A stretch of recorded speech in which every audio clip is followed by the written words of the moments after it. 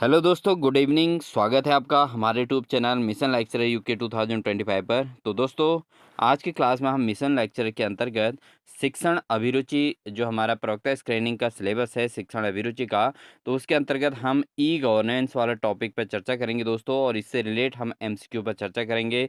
साथ ही दोस्तों, शिक्षण अभिरुचि के अन्य क्वेश्चंस का भी कलेक्शन यहाँ पर रखा गया है। बहुत इंपॉर्टेंट ये क्लास होने वाली है, तो बिना स्किप किए पूरे क्लास को ज़रूर वॉच कीजिएगा। साथ ही आप चैनल पर नए हैं तो चैनल को सब्सक्राइब ज़रूर कर लीजिएगा दोस्तों, और साथ ही बेल आइकन दबाकर ऑल नोटिफिकेशन ऑन कर लीजिएगा, जिससे इसी प्रकार के लगातार क्लासेज आपको हमारे चैनल के माध्यम से देखने को मिलेंगी।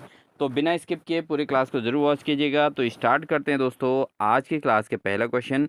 और साथ ही दोस्तों, आपसे रिक्वेस्ट है, अगर आप चैनल पर नए हैं तो प्लीज़ वीडियो को लाइक करें और साथ ही अपने दोस्तों को शेयर भी ज़रूर कर दीजिएगा, जिससे सभी कैंडिडेट्स की हेल्प हो सके दोस्तों। तो स्टार्ट करते हैं आज की क्लास का पहला क्वेश्चन दोस्तों। पहला क्वेश्चन है डिजिटल इंडिया। दोस्तों, हम पढ़ रहे हैं ई गवर्नेंस, टॉपिक हमारा है ई गवर्नेंस। तो इसके अंतर्गत डिजिटल इंडिया से संबंधित कुछ क्वेश्चन है दोस्तों। तो डिजिटल इंडिया कार्यक्रम निम्नलिखित उद्देश्य से शुरू किया गया था। तो दोस्तों, डिजिटल इंडिया जो कार्यक्रम था, इसका उद्देश्य क्या था? पारंपरिक बैंकिंग प्रणालियों को बढ़ावा देना, या डिजिटल बुनियादी ढांचे और शासन को बढ़ाना, या शासन में प्रौद्योगिकी के उपयोग को सीमित करना, या भौतिक अवसंरचना परियोजनाओं की स्थापना करना। तो दोस्तों, जो डिजिटल इंडिया कार्यक्रम है, इसका मुख्य उद्देश्य है डिजिटल बुनियादी ढांचे और शासन को बढ़ाना।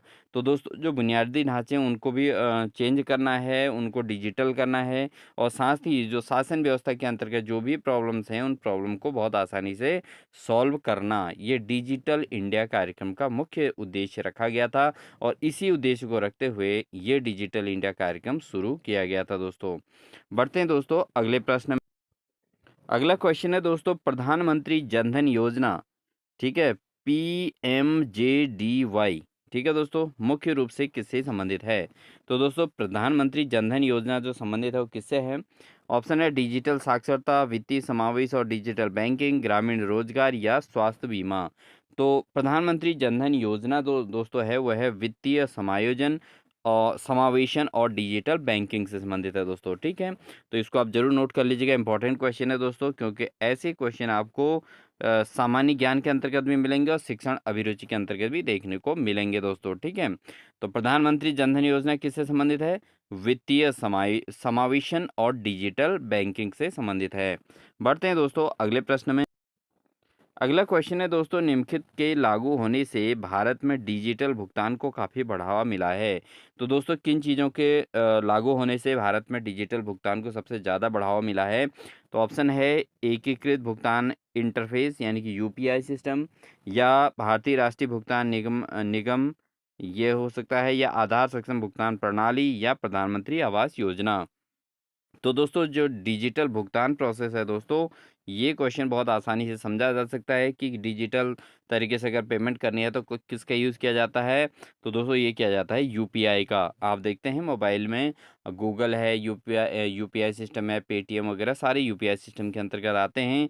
इनको कहा जाता है दोस्तों एकीकृत भुगतान इंटरफेस, यूपीआई, ठीक है दोस्तों। बढ़ेंगे अगले प्रश्न में।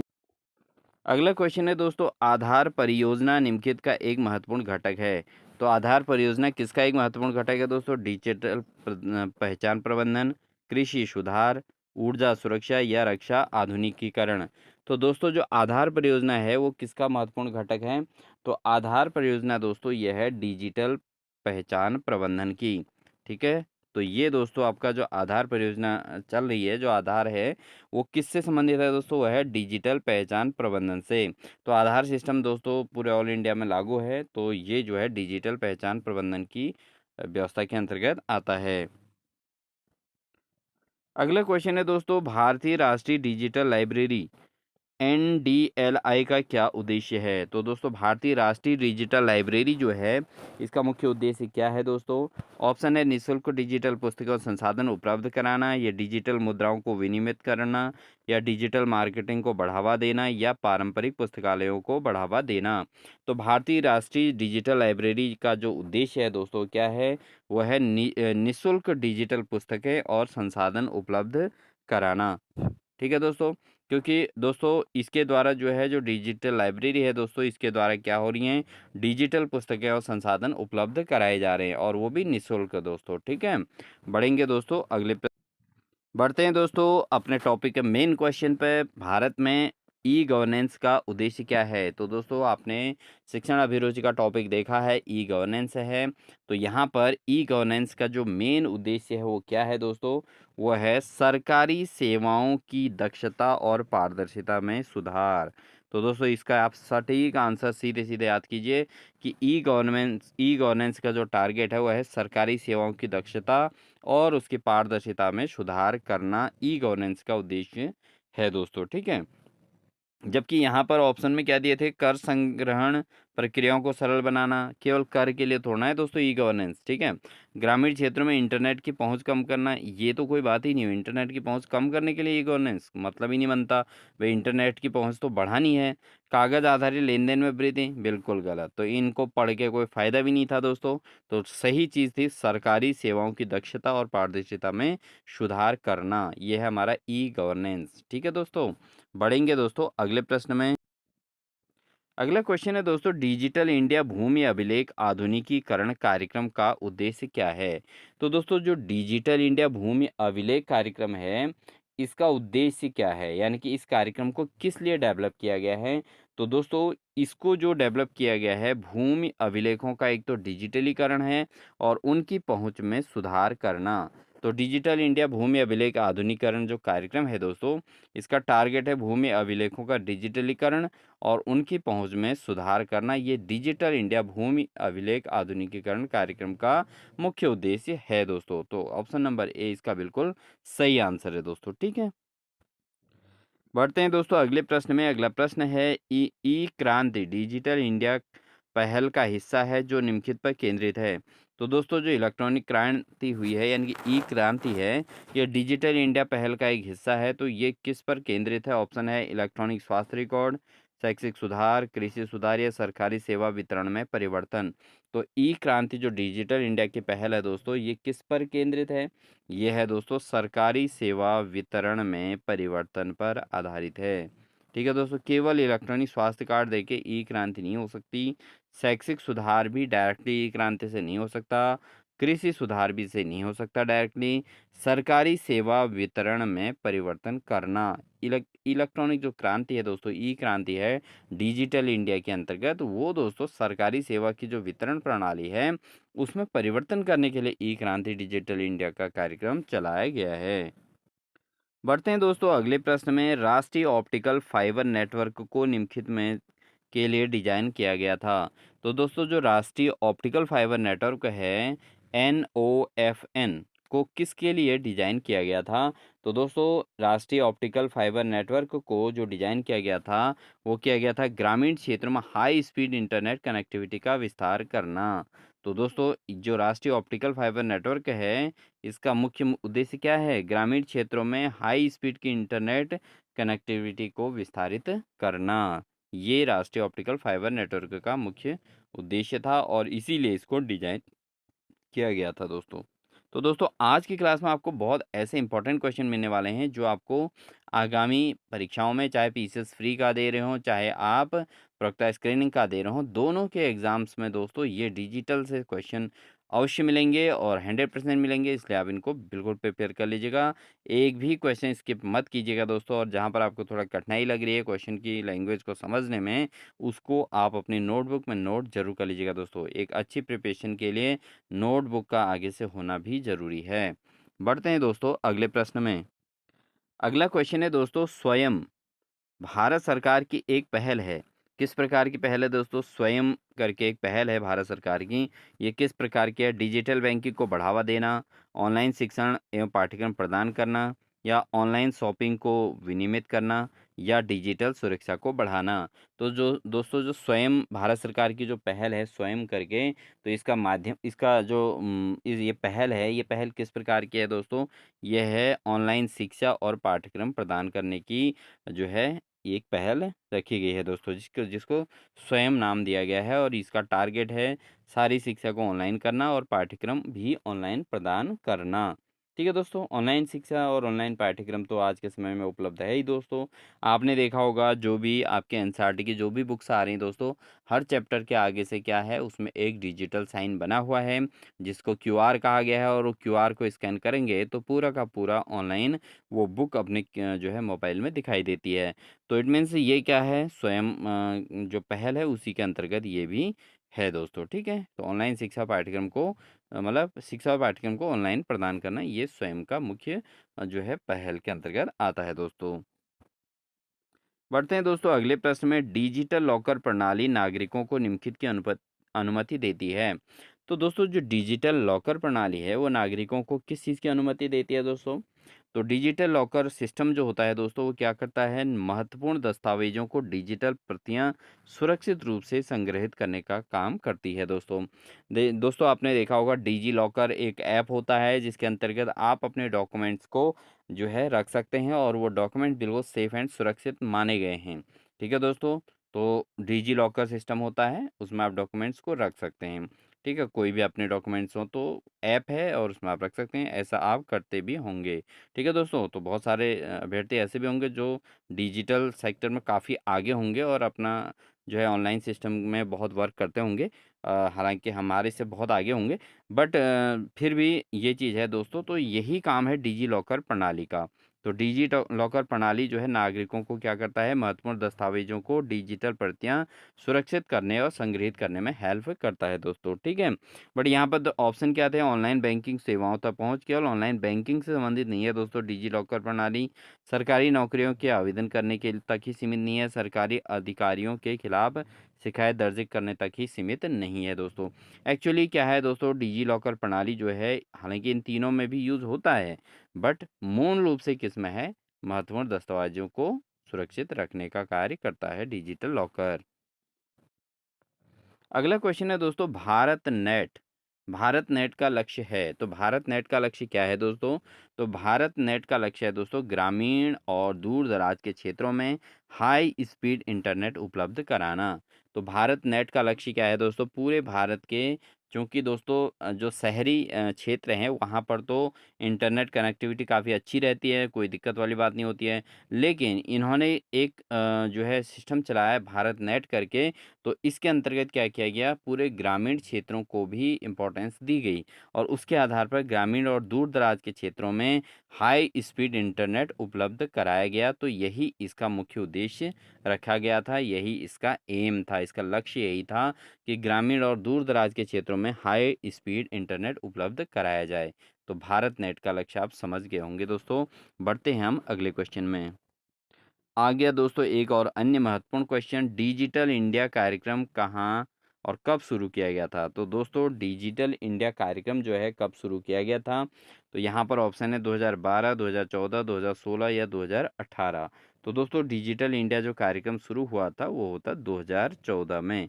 तो 2014 विशेष है दोस्तों डिजिटलाइजेशन के लिए, और ये डिजिटल इंडिया कार्यक्रम की जो शुरुआत की थी वो वर्तमान प्रधानमंत्री मिस्टर नरेंद्र मोदी जी के द्वारा ये इसकी शुरुआत की गई थी दोस्तों डिजिटल इंडिया कार्यक्रम की। तो 2014 से दोस्तों ये कार्यक्रम शुरू हुआ है दोस्तों। ठीक है, बढ़ते हैं दोस्तों अगले प्रश्न में। अगला प्रश्न है, प्रधानमंत्री ग्रामीण डिजिटल साक्षरता अभियान का लक्ष्य है। तो दोस्तों जो प्रधानमंत्री ग्रामीण डिजिटल साक्षरता अभियान है इसका लक्ष्य क्या है दोस्तों? इसका लक्ष्य है दोस्तों ग्रामीण नागरिकों को डिजिटल साक्षरता प्रदान करना। तो दोस्तों डिजिटल साक्षरता अभियान अगर चलेगा तो क्या होगा, ग्रामीण नागरिकों को डिजिटल साक्षरता प्रदान की जाएगी ऑब्वियसली। ठीक है दोस्तों, तो यहाँ पर साक्षरता प्रदान करना ही इसमें मुख्य मुख्य लक्ष्य है, और ग्रामीण नागरिकों को विशेष फोकस किया गया है दोस्तों। ठीक है, तो ये इसका मुख्य लक्ष्य है, ऑप्शन नंबर ए यानी कि क इसका बिल्कुल सही आंसर हो जाएगा दोस्तों। ठीक है, बढ़ते हैं अगले प्रश्न में। दोस्तों क्लास अच्छी लग रही हो तो प्लीज़ वीडियो को लाइक ज़रूर कर दीजिएगा, साथ ही अपने दोस्तों को शेयर भी ज़रूर कीजिएगा। मैक्सिमम लोगों तक पहुंचाने का प्रयास कीजिएगा दोस्तों, क्योंकि सभी की एग्ज़ाम सभी ने देना है और जिन भी अभ्यर्थियों की हेल्प हो सके, आप भी अपनी ओर से प्रयास कीजिएगा दोस्तों, ठीक है दोस्तों? और आपको ये क्लास हमारी डेली दोस्तों शाम को 6 बजे मिलेगी, जिसमें शिक्षण अभिरुचि के टॉपिक रहेगा और साथ ही दोस्तों मॉर्निंग के शिफ्ट में हमारी क्लास जो है उत्तराखंड और सामान्य ज्ञान और सामान्य विज्ञान से संबंधित और करंट अफेयर से संबंधित क्लास जो है सुबह 5 बजे आपको देखने को मिलेगी। ठीक है दोस्तों, तो ये डेली का रूटीन रहेगा, इसलिए आप सुबह और शाम की दोनों क्लासेस हमारी ज़रूर वॉच कीजिएगा। एग्ज़ाम के दृष्टिकोण से ही क्वेश्चन तैयार किए जा रहे हैं, तो इसलिए बिना स्किप किए पूरी वीडियोज़ को ज़रूर वॉच कीजिएगा दोस्तों, और आपकी जो है अपने आप को खुद भी टेस्ट कीजिएगा कि आप प्रिपेयर के लिए कितने प्रिपेयर हो चुके हैं। ठीक है दोस्तों, बढ़ते हैं अगले प्रश्न में। भारतीय राष्ट्रीय भुगतान निगम जो है किसके लिए जाना जाता है? तो दोस्तों आज की क्लास में हमारे ई गवर्नेंस पूरा क्लियर होने वाला है, इसलिए बहुत अच्छे तरीके से समझिए।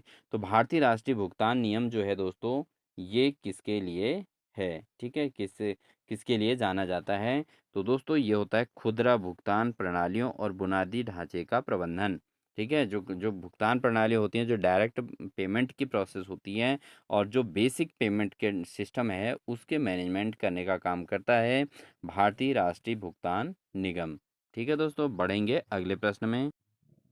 अगला क्वेश्चन है दोस्तों, ई टेंडरिंग का प्रयोग निम्नलिखित संदर्भ में किया जाता है। तो ई टेंडरिंग जो होती है दोस्तों, जो इलेक्ट्रॉनिक टेंडर पढ़ते हैं, इलेक्ट्रॉनिक टेंडरिंग दोस्तों की क्या है ये? इलेक्ट्रॉनिक टेंडरिंग, ठीक है।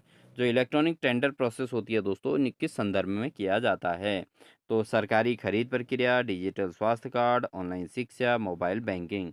तो दोस्तों सामान्य सी बात है, ई टेंडरिंग की जा रही है, तो टेंडर जो पड़ेंगे दोस्तों डिजिटल स्वास्थ्य रिकॉर्ड के लिए तो बनेंगे नहीं, ऑनलाइन शिक्षा के लिए भी नहीं पड़ेंगे, मोबाइल बैंकिंग के लिए भी नहीं पड़ेंगे।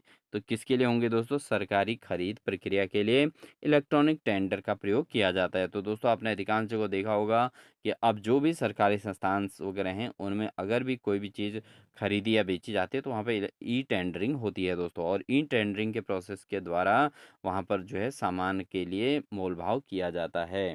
ठीक है दोस्तों, बढ़ते हैं अगले प्रश्न में। अगला क्वेश्चन है दोस्तों, आधार सक्षम भुगतान प्रणाली निम्नलिखित सुविधाएं प्रदान करती है। तो दोस्तों आधार सक्षम भुगतान जो प्रणाली है, वो क्या सुविधाएं प्रदान करती है? ऑप्शन है प्रत्यक्ष बैंक हस्ताक्षरण या डिजिटल पहचान का प्रमाणीकरण, मोबाइल फ़ोन भुगतान या ऑनलाइन शिक्षण। तो आधार सक्षम भुगतान प्रणाली जो है दोस्तों, ये क्या करती है? ये करती है डिजिटल पहचान और प्रमाणीकरण का काम करती है। तो आधार सक्षम भुगतान प्रणाली क्या है दोस्तों? डिजिटल पहचान और प्रमाणीकरण की एक पहचान बनाती है। बढ़ते हैं दोस्तों अगले प्रश्न में। अगला क्वेश्चन है दोस्तों, माई गवर्नमेंट एक ऐसा मंच है जो, अब माई गवर्नमेंट एक ऐसा मंच है जो क्या करता है दोस्तों? वो करता है नागरिकों और सरकार के बीच डिजिटल संचार को बढ़ावा देता है। तो माई गवर्नमेंट जो मंच है दोस्तों, क्या करेगा? एक तो नागरिकों और सरकार के बीच डिजिटल संचार को बढ़ावा देता है, ये कार्य करता है माई गवर्नमेंट। ठीक है दोस्तों, माई गवर्नमेंट क्या है? एक इस प्रकार का मंच है जो नागरिकों और सरकार के बीच डिजिटल संचार को बढ़ाता है। बढ़ते हैं दोस्तों अगले प्रश्न में। अगला क्वेश्चन है दोस्तों, ई ऑफिस एक डिजिटल पहल है जिसका उद्देश्य क्या है? तो ई ऑफिस यानी कि इलेक्ट्रॉनिक ऑफिस प्रोसेस जो है वो डिजिटल पहल है, जिसका उद्देश्य क्या है दोस्तों? तो ई ऑफिस का उद्देश्य है सरकारी विभागों में आंतरिक कार्यकाल प्रक्रियाओं को सुव्यवस्थित करना। तो ई ऑफिस का टारगेट क्या है दोस्तों? जो सरकारी विभाग के जो ऑफिस हैं उनकी प्रक्रियाओं को सुव्यवस्थित करना।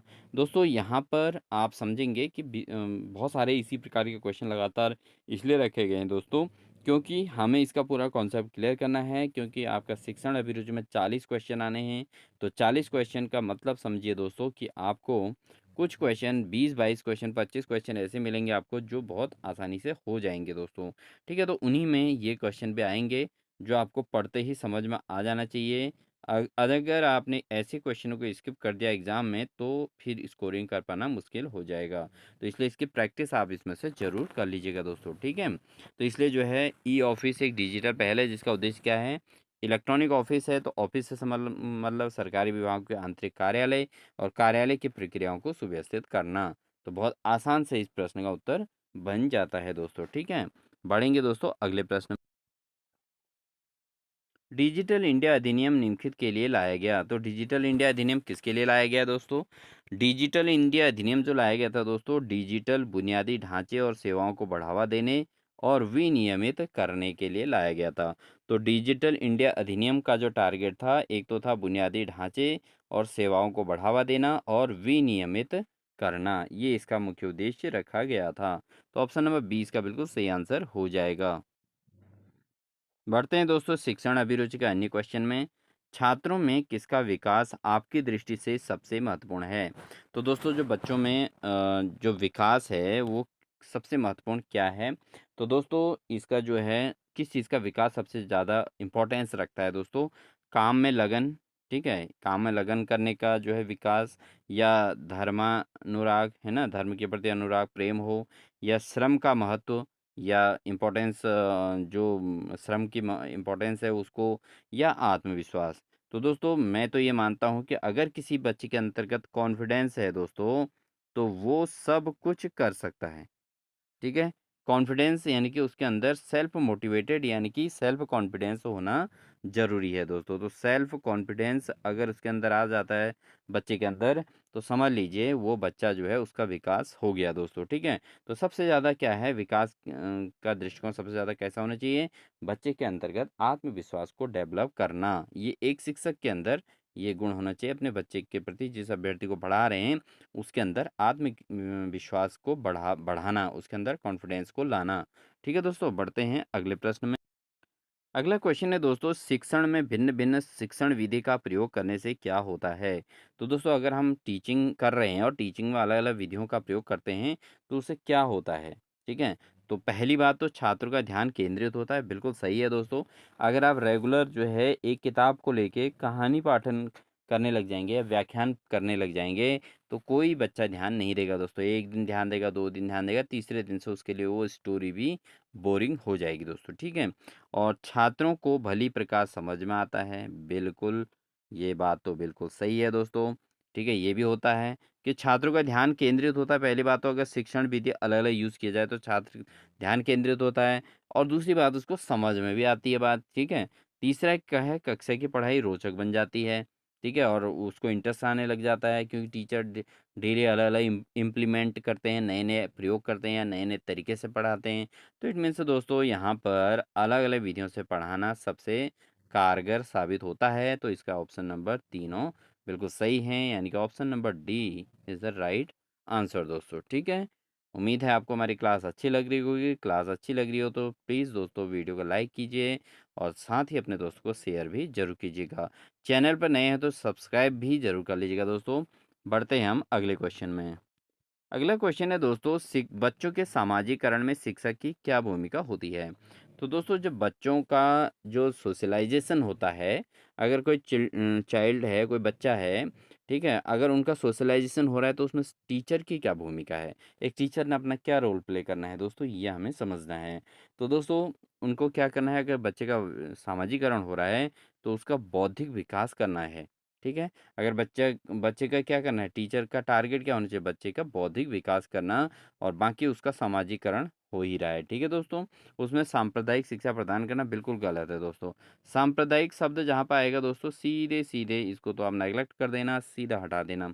उन्हें गृह कार्य मैंने पहले ही बताया है, प्रीवियस क्लासेस में भी आपको बताया है दोस्तों, गृह कार्य का तो मैटर ही नहीं बनता बच्चे के लिए, एक्स्ट्रा बर्डन देना ही नहीं है।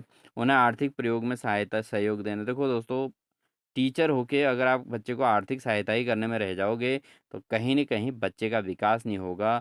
आपने बच्चे को किसी भी चीज़ में उनका, अगर कोई बच्चे की कोई प्रॉब्लम है, कभी हेल्प कर देनी चाहिए।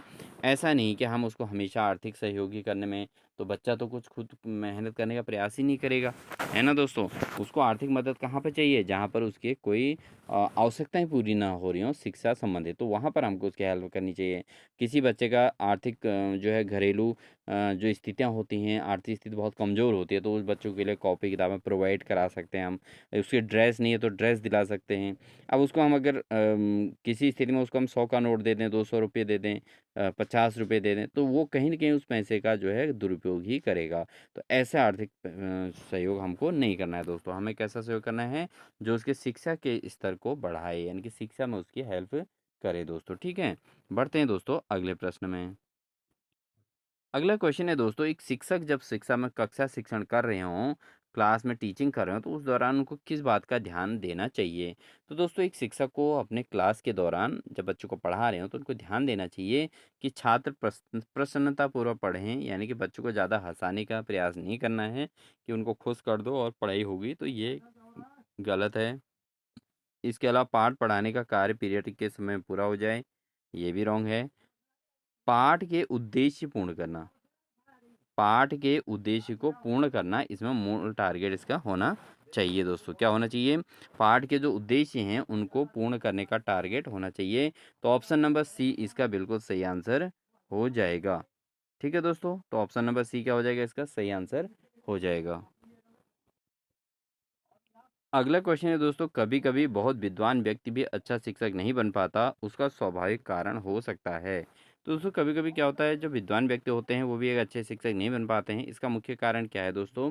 क्योंकि दोस्तों वहाँ पे क्या होता है कि एक तो उन्होंने, उसका कारण क्या हो सकता है? ऑप्शन क्या है? विद्वान का दुरुपयोग, शिक्षण कौशल में परिपक्व न होना, उसके अलावा कक्षा में सूचना संप्रेषित करते समय छात्र के स्तर को ध्यान में न रखना। तो दोस्तों यहाँ पर क्या है कि कभी-कभी जो बहुत विद्वान व्यक्ति होता है, वो भी एक अच्छा शिक्षक नहीं बन पाता है। तो ऑब्वियसली बात सही है, और इसका संभावित कारण क्या है दोस्तों?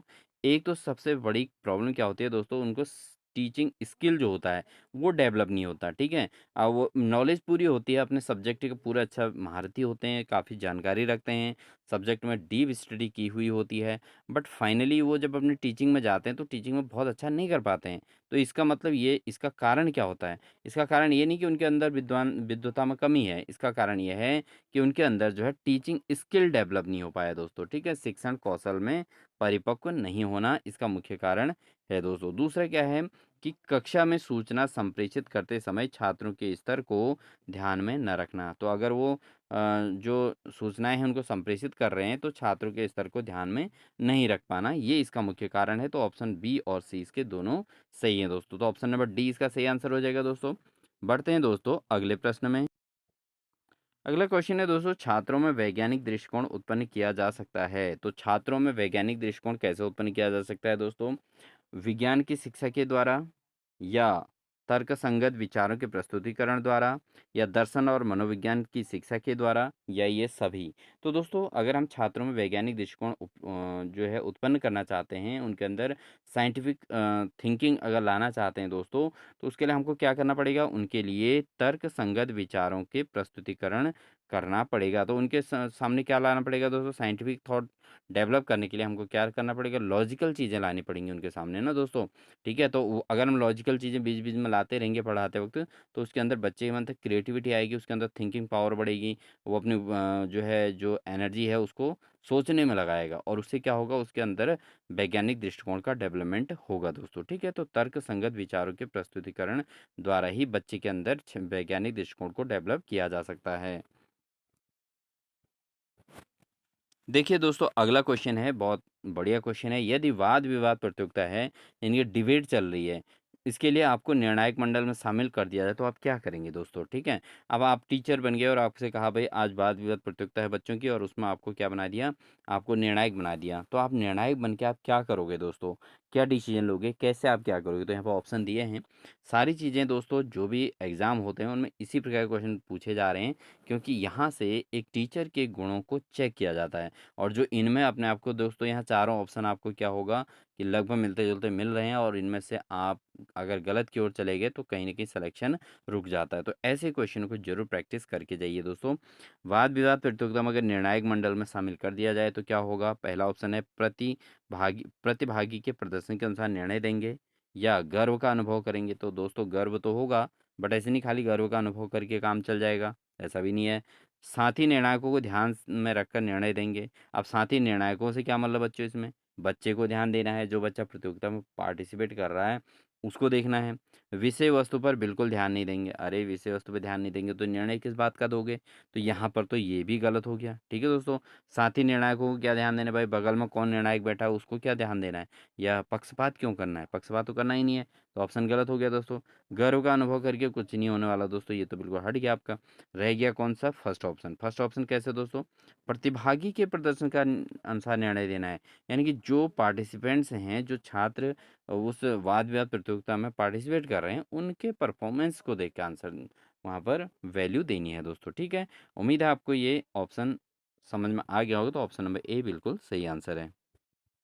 बढ़ते हैं दोस्तों अगले प्रश्न में। अध्यापक अध्यापिकाओं की प्रतिष्ठा एवं मान में काफ़ी गिरावट आई है, इसका मुख्य कारण क्या है? तो दोस्तों समाज में टीचर्स की थोड़ा वैल्यू प्रतिष्ठा में कमी आई है, उसका कारण क्या है दोस्तों? अब ऐसा भी नहीं है कि सारे टीचरों की प्रतिष्ठा कमी आ गई है। सो ऑल ओवर अगर एवरेजन देखा जाए तो एवरेजन ये चीज़ थोड़ा डाउन हो गई है दोस्तों।